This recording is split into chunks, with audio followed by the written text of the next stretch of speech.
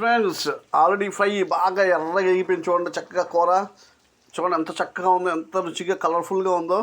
చూడండి కూర బాగా వేగిందండి. ఓకే, ముందు కొద్దిగా కొత్తిమీర వేసుకుందాం. లాస్ట్ క్లైమాక్స్లో వేగిపోయింది కాబట్టి కొత్తిమీర వేసుకుందాం. మనం కొద్దిగా ఎక్కువ వేసుకున్న వల్ల కొత్తిమీర కాల్షియం ఎక్కువ ఉంటుందండి. చూడండి లీఫీ వెజిటేబుల్స్ బాగా వేగిందండి ఎర్రగా. చూడండి ఎంత డెలిషియస్గా ఉండిద్దో, చక్కగా ఎంత రుచిగా ఉండిద్దో. చూడండి అసలు ఎలా ఉందో కూర, ఫ్రెష్గా తాజా కూర. చూస్తేనే తినాలనిపిస్తుంది. ఓకే మై డియర్ ఫ్రెండ్స్, చూడండి ఎంత టేస్టీగా, ఎంత ఎర్రగా, ఎంత నీట్గా, ఎంత చక్కగా ఎగిందో చూడండి సార్. చూడండి చక్కగా కొత్తిమీర కూడా వేపుకుందాం. 5 మినిట్స్ ఆపి ఇంకా మనకి 5 మినిట్స్ అయితే చాలు. ఇంకా ఎర్రగా ఉన్న ఈ కర్రీని టేస్ట్ చేద్దాం.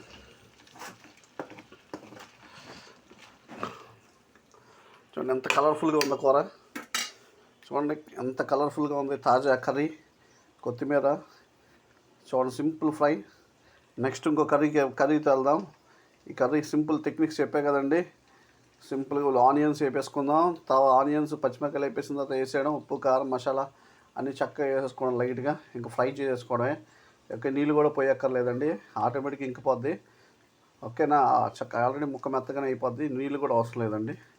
Okay my dear friends, okay తాజా కర్రీ అయిపోతుంది మనకి రెడీగా.